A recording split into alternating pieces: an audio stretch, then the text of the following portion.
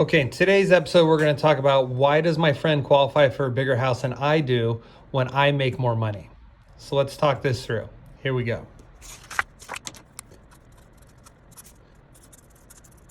Let's say we have two people, Fred and Barney.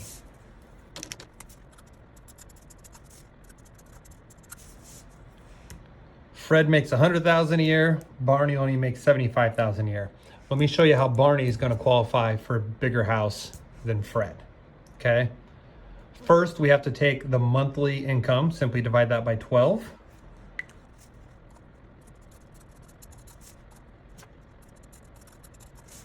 That gives you approximately $8,300 a month and $6,200 a month. And then we have to do what's called debt to income ratio, which means roughly no more than 50% of your gross income can be used on monthly bills. Now, it's not always 50, sometimes a little lower, a little higher, but let's just go with 50 as a common number.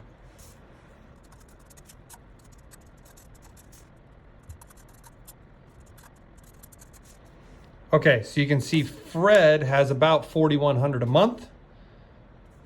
Barney has about $3,100 a month that can go towards a house. So right out the gate, how big of a house would you qualify for if you had all $4,100 a month going towards your house or all $3,100 a month going towards your house?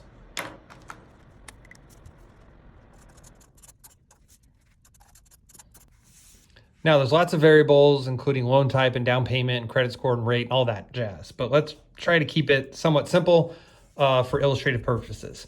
Let's say roughly a $550,000 house would be about $4,166 a month. Okay, and that's fairly accurate. All right. And let's say for Barney, it's about $450,000. So right out the gate, $100,000 a year versus $75,000 a year, it's about $100,000 difference in house price, right? But what if Fred has all of this going on?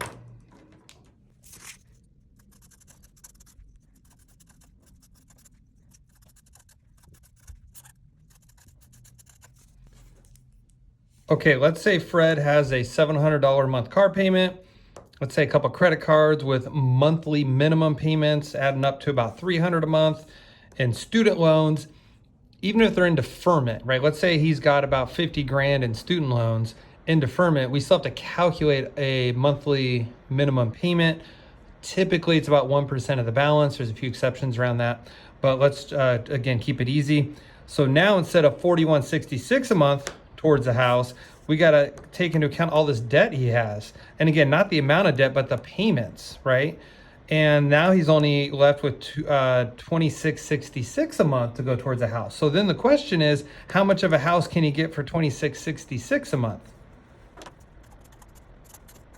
And the answer to that question is approximately $375. So look at his purchasing power. Look at how it dropped from $550 to $375 because of these other payments he has, right? So even though he makes more than his buddy Barney, Barney's over here buying a $450 house, where Fred's only buying a $375 house because he has all this debt, right? That's what debt does to your purchasing power. Let's look at something else. Let's say Fred wants to get that up. He says, "Hey, Greg, I can't live in a 375 house. My buddy Barney's got a 450. I want at least a 450 house. What do I got to do? I already make more money." So I'd say, okay, let's look at paying something off, but let's look at the most bang for your buck. Okay, so let's say Fred owes about $6,000 left on his car. Let's say between his various credit cards, he owes about $6,000. And again, he owes about $50,000 on his student loan. Paying off $50,000 on a student loan probably isn't going to happen, right? That's a pretty big chunk. But let's say he's got an extra $6,000 to throw at something. He originally was going to put it towards an extra down payment. And I can show, hey, an extra $6,000 towards your down is very little, but an extra $6,000 to pay off a debt is quite good. And he says, okay, well, let's pay off the credit cards because I don't like my credit cards. And I would say, hey, I get that. I don't like credit cards either. But look at how much more bang for your buck you get if you pay off a car instead of a credit card. You're going to make a $700 a month payment go away with that $6,000 you spent, right? So then what we're going to do is this.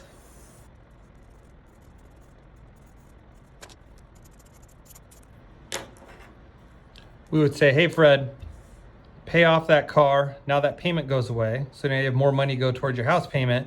If you didn't have a car payment, then your purchase price would be roughly $445, right? Getting a lot closer to your buddy's 450 over here. And just for comparison purposes, let's look at if you use that $6,000 to pay off the credit card instead of the car.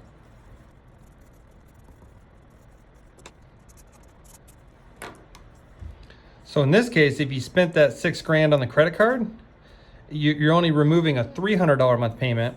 So if you have no credit cards, then approximately max purchase price of $405. See, you get an extra 40 grand in purchasing power on your next house by paying off the car instead of the credit card, right? By making a bigger payment go away. So that's the most important part to remember with debt to income ratio is what can you pay off? How much boost can it give you to your score? And what are your options? Sometimes more down payment isn't as impactful, or paying off the wrong thing isn't as impactful. So it's important to come talk to us. Let us give you options. Not every lender you see online or your local bank's going to give you all these options. So if you're looking for your specific scenario on how your numbers look and how you can boost your different purchase price points, and of course we'll give you the related fees and payments that go along with all this, then hit me up. I'd love to help. Let's go buy a house this year. Talk soon. Cheers.